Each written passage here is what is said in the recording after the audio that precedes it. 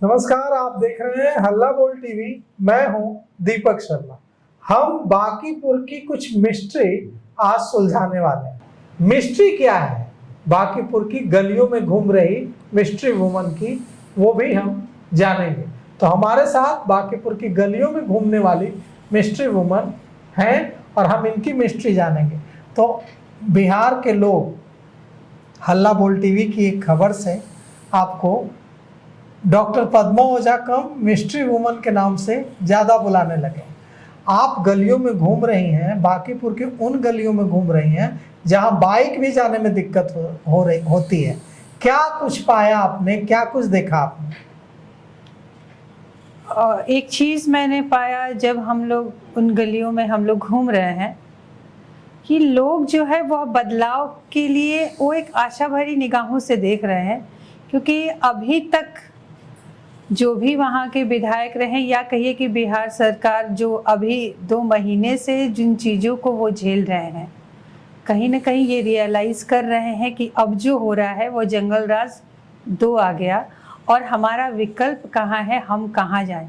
उन्हें ये नहीं पता कि वो कहाँ जाएं, और हम जैसे लोग जब जा रहे हैं, समझा रहे हैं, तो वो रियलाइज़ कर रहे हैं कि अच्छा ऐसा है कि हमारी समस्याओं का समाधान निकाला जा सकता है। जनसुराज कोई है, प्रशांत किशोर जी हैं जो कि इन समस्याओं से हमें निकाल सकते हैं।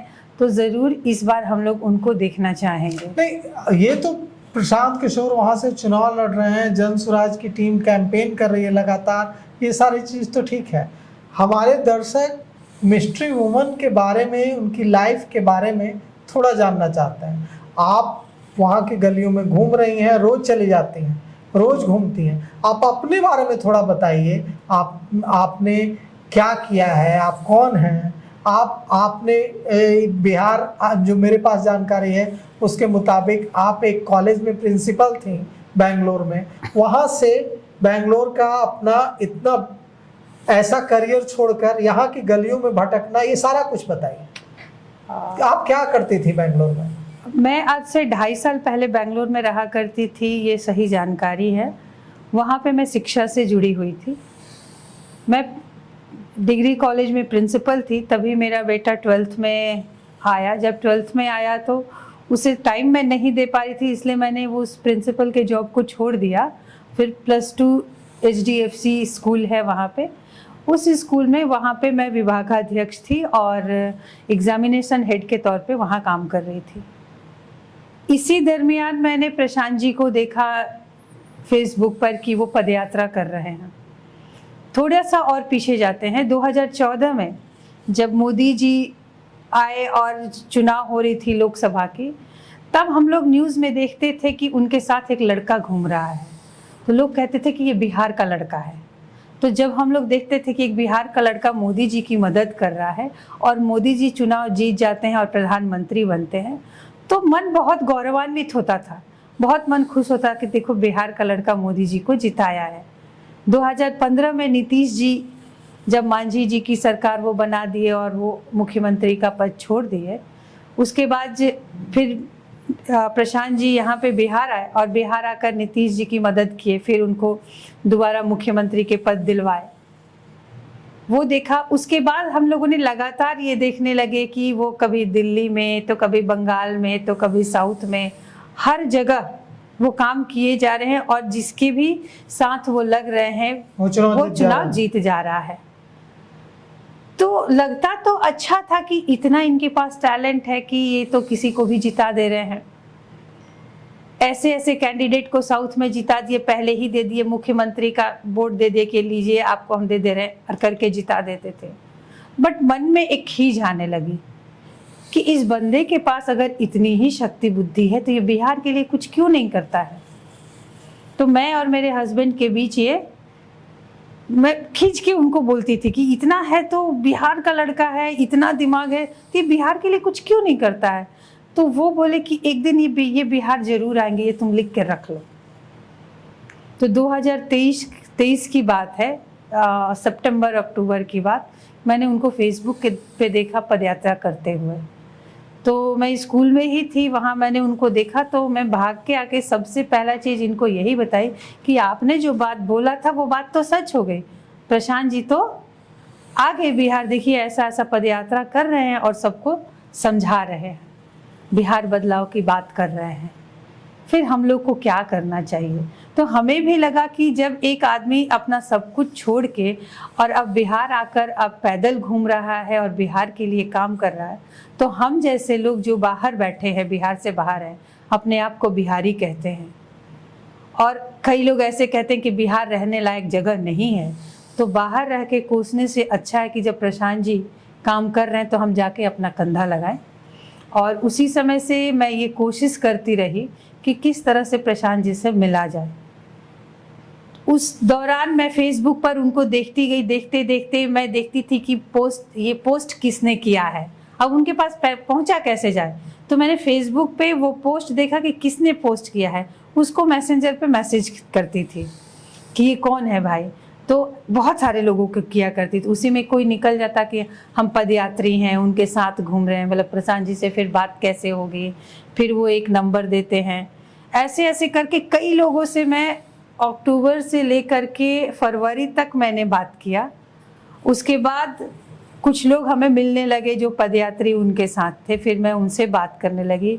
उसी दौरान मुझे एक नंबर ऑफिस का मिला, गीता जी का नंबर मिला। फिर मैं गीता जी से भी फ़ोन पे बात की और मैं ये पता करी कि कैसे मिला जाएगा। बोला अभी तो है नहीं, जब पटना आएंगे तब प्रशांत जी से मिलना होगा। इसी दौरान हमारी एक रिलेटिव थी बेंगलोर में ही, मुँह बोली बहन लगती है हमारे हस्बैंड की, तो वो घर आई थी। उनके पति केवी में प्रिंसिपल थे। उनसे प्रशांत जी कांटेक्ट किए थे कि आप आ जाओ और हमारे साथ, आप रिटायर हो ही गए, आकर हमारा साथ दीजिए।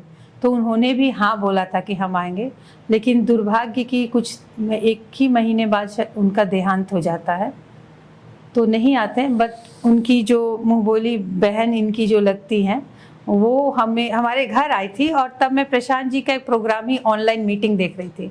तो बोली अच्छा प्रशांत जी को देख रहे हो। फिर बातचीत चलने लगी तो बोली कि एक नंबर है मेरे पास, ये नंबर आप लो, आपके हो सकता है आगे काम आए। वो नंबर प्रशांत जी का पर्सनल नंबर था कि सर थे तो सर को वो दिए थे। तो मैं वो ले ली। लेने के बाद फिर मैं सोची कि मैं क्या ही करूँगी, उनको डायरेक्ट कौन कॉल करेगा भाई, इतने बड़े आदमी है।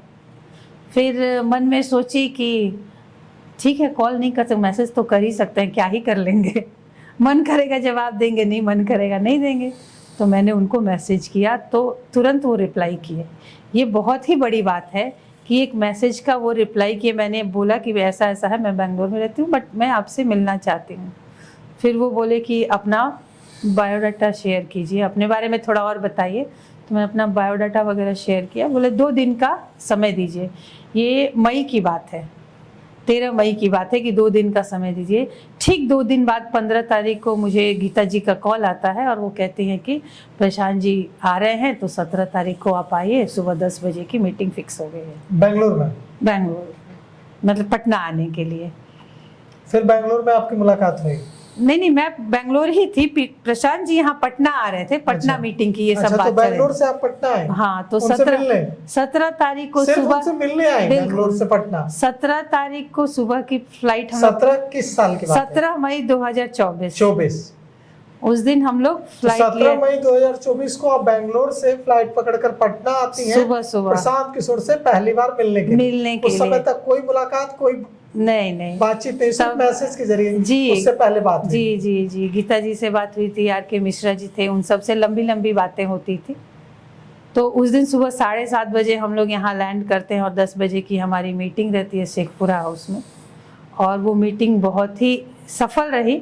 हमें उन्होंने कन्विंस करने की बहुत कोशिश की कि आपका वहाँ पे जॉब है, पति भी सेटल है, तो आप बिहार क्यों आना चाहती है, आपको अगर कुछ करना है तो आप वहीं से। प्रशांत किशोर उन्होंने कहा कि आप अपना सारा करियर छोड़कर मत आइए कि मैं, आपका इतना अच्छा करियर, आप वहीं रहिए। हाँ, कि मैं ये सलाह नहीं दूंगा कि आप जनसुराज के लिए पूरा अपना करियर छोड़ करके और यहाँ आइएगा, कि आप वहीं से काम करिए। फिर मैंने कहा कि नहीं, ये तो नहीं होगा, क्योंकि मैं झूठ नहीं बोलूँगी। मैं अपने जॉब के साथ और घर परिवार के साथ मैं बोलूँ कि मैं जनसुराज के लिए काम करूँगी तो वो नाइंसाफ़ी होगी, नहीं हो पाएगा। फिर वो अंत में बोले कि ठीक है आइए आइए। आइए। तो बोले कि एक और थी महिला है जिनका मैं नाम कैमरे पे नहीं बता सकती, कि उनसे RK मिश्रा जी से कहा कि उनसे मिलवा दीजिए। तो 18 को हमारी मीटिंग उनसे हुई, फिर 19 को मीटिंग प्रशांत जी से हुई, और फिर हम लोग वापस बेंगलोर गए। बेंगलोर जाकर के हमने रिजाइन कर दिया, जॉब छोड़ दिया। मिलने के बाद, मिलने प्रसाद जी से के मिलने हाँ, के बाद यहाँ से हमने हाँ। अब निर्णय ले लिया कि हम छोड़ करके आएंगे। वहाँ जाने के बाद रिजाइन करके फिर हम दोनों वापस बिहार आ गए। उसके बाद जून में आए और जून से जॉब रिजाइन करके बिहार आ गए। बिहार आ गए, और तब से बिहार सैलरी में कितनी थी आपकी? सैलरी अच्छी खासी दर्शक सैलरी जानना थी। चाहते हैं तो डिजिट बता दीजिए, एग्जैक्ट मत बताइए।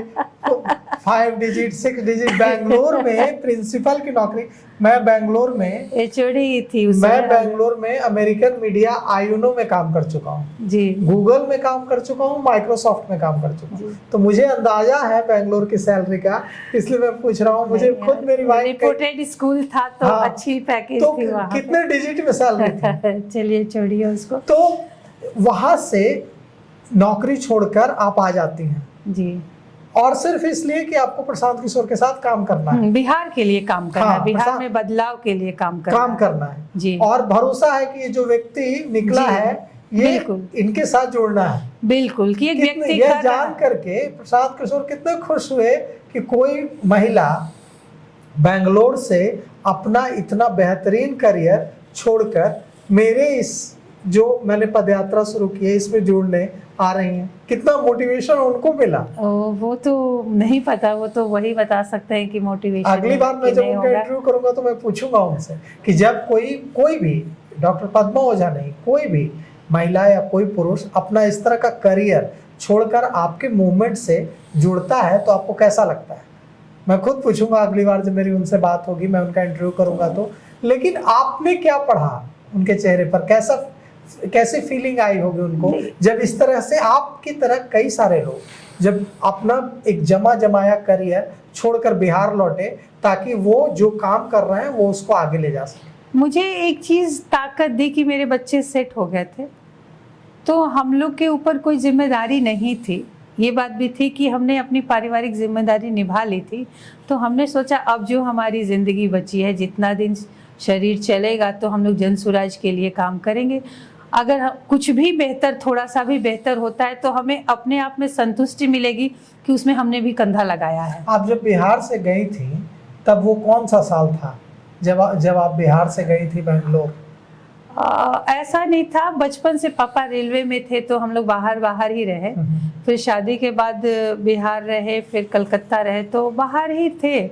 उसके बाद अक्टूबर 2006 में हम लोग बेंगलोर शिफ्ट हुए थे मार्च में, और तब से हम लोग यहाँ आने तक बेंगलोर में ही थे। वहीं पे बच्चे पढ़ रहे थे और हम लोग का जॉब वगैरह सब चल रहा था। अभी जब आप बेंगलोर से पटना शिफ्ट हुए और आपने चुनाव भी लड़ा शाहपुर से जन स्वराज के टिकट पर, आगे क्या इरादा है?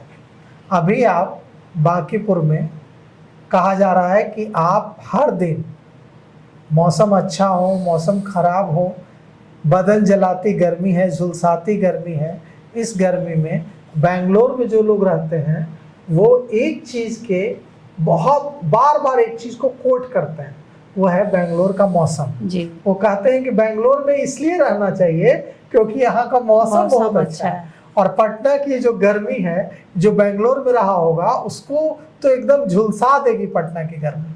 तो अब आप जो बांकीपुर की गलियों में घूम रही हैं, क्या दिख रहा है आपको, क्या माहौल है बांकीपुर में? बांकीपुर का माहौल तो मुझे बदलता हुआ दिख रहा है। बदलता हुआ दिख रहा है? हाँ, हम लोग जो महसूस कर रहे हैं, क्योंकि अगर कोई बुला के आपसे बात कर रहा है, कल हम लोगों ने नुक्कड़ सभा किया था बूथ नंबर 26 के वो मार्केट में। आज जब हम लोग दोबारा वहाँ पे गए तो एक भाई साहब थे दुकान में, तो वो दूर से ही देख रहे थे और वो इशारे करके बुलाए अपने पास कि कल मैंने आपका पूरा भाषण सुना है। ऐसा लग रहा था कि कोई मतलब सुन नहीं रहे हैं दुकान में लोग, बोला एक एक शब्द आपका सुना है और आप लोग काफ़ी मेहनत कर रही हैं और इससे बदलाव होगा, जनता को ये बातें समझ में आ रही हैं जो आप लोग बता रहे हैं। अच्छा, इतने दिनों से आप घूम रही हैं बांकीपुर में किसी ऐसी महिला से मुलाकात हुई या किसी ऐसे व्यक्ति से मुलाकात हुई जो आप साझा करना चाहें, शेयर करना चाहें, जिसने अपनी बात बताई, अपनी पीड़ा बताई या दुख तकलीफ बताई, या आपने कुछ उस दौरान इतने दिनों में कुछ ऐसी बात नोटिस की बांकीपुर में घूमने के दौरान? देखिए, बांकीपुर में कुछ महिलाएं ऐसी हैं जो काफ़ी दुखी हैं। वे महिलाएं दुखी हैं जिनके बच्चे बाहर चले गए हैं और घर नहीं आ पा रहे हैं। वो भी ये बात समझ रही हैं कि हमारे बच्चे जब बाहर जा रहे हैं तो वो किस तरह से जीवन व्यतीत कर रहे हैं अपने परिवार को पालने के लिए। कुछ महिलाएं, एक महिला थी जो बूढ़ी थी, वो रोने लगी कि मेरा जो पेंशन आता था वो भी नहीं मिला और मेरे घर में कोई है नहीं देखने के लिए, कि 4 महीने से पेंशन उनका बंद है। ये चीज़ें उन्हें नहीं समझ में आ रहा है कि किस तरह से जनता, जो सरकार है, उनसे ठगी की है। हम लोग समझा रहे हैं कि अभी तक जो आप लोगों ने वोटिंग किया, जात पात के नाम पे किया या चेहरा देख कर किया, दिमाग में बैठा लिया कि बीजेपी को देना है तो बीजेपी को देना है, आरजेडी को देना है तो आरजेडी को देना है। क्यों देना है ये आप लोग नहीं समझते। कभी आपने सोचा कि आपने वोट क्यों किया? तो वो लोग बोलते हैं कि नहीं, हमको तो आके बोलता लो कि इसको मारना है तो हम लोग जाके मार देते हैं। तो यही चीज़ हम लोग समझा रहे हैं कि ऐसा मत कीजिए। जो आपका वोट है वो बहुत कीमती है और इस वोट से ही आप अपने हक के लिए लड़ सकती हैं। आपको जो सुविधाएं नहीं मिल रही वो इसी से मिलेगा। तो आप सोच समझ के वोट कीजिए। हम लोग ये नहीं बता रहे कि आप जनसुराज को वोट कीजिए, हम ये बता रहे हैं कि जो भी प्रत्याशी खड़े हैं हर पार्टी के, उन सबको देखिए और जो उसमें सबसे बेहतर आपको लगता है कि जो ईमानदार है, पढ़ा लिखा है, ऐसे व्यक्ति को आप लोग चुनिए। तो ये बात वो रियलाइज़ करते हैं कि आप जो बात बता रही हैं ये सही बता रही हैं, तो ध्यान से सुनती है लोग कि इस तरह से आज तक कोई घर घर आकर के उनको समझाया नहीं है।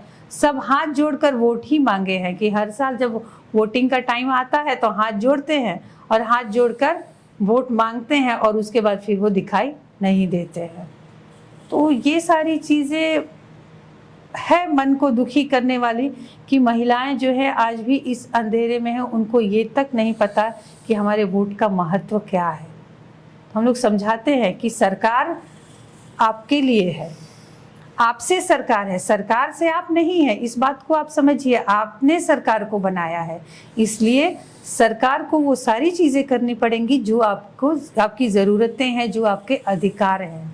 तो बस हम लोग यही जागरूकता फैला रहे हैं कि एक बार ये बातें महिलाओं को समझ में आ जाए।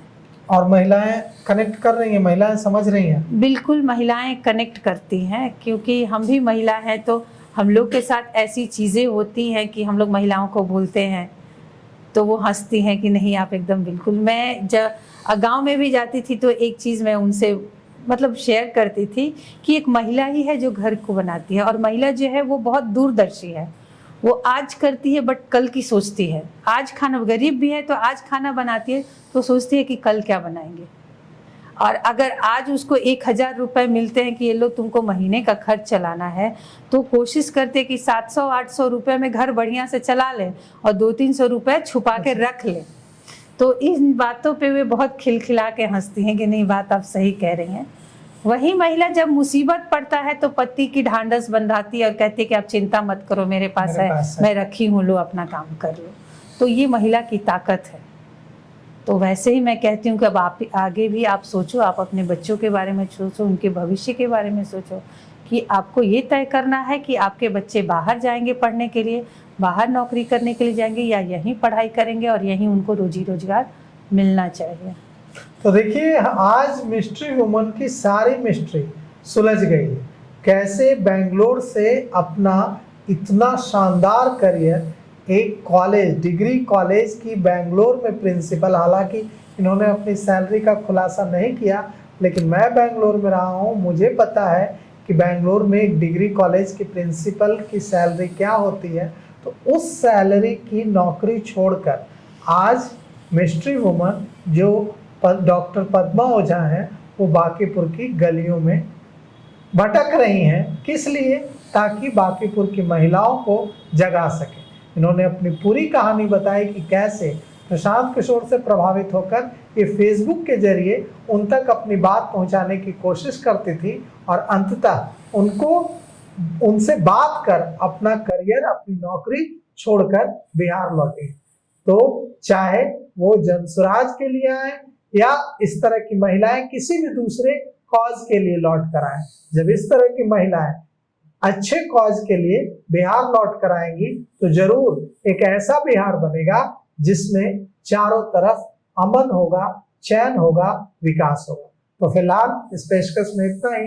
आगे की खबरों के लिए देखते रहिए हल्ला बोल टीवी। शुक्रिया।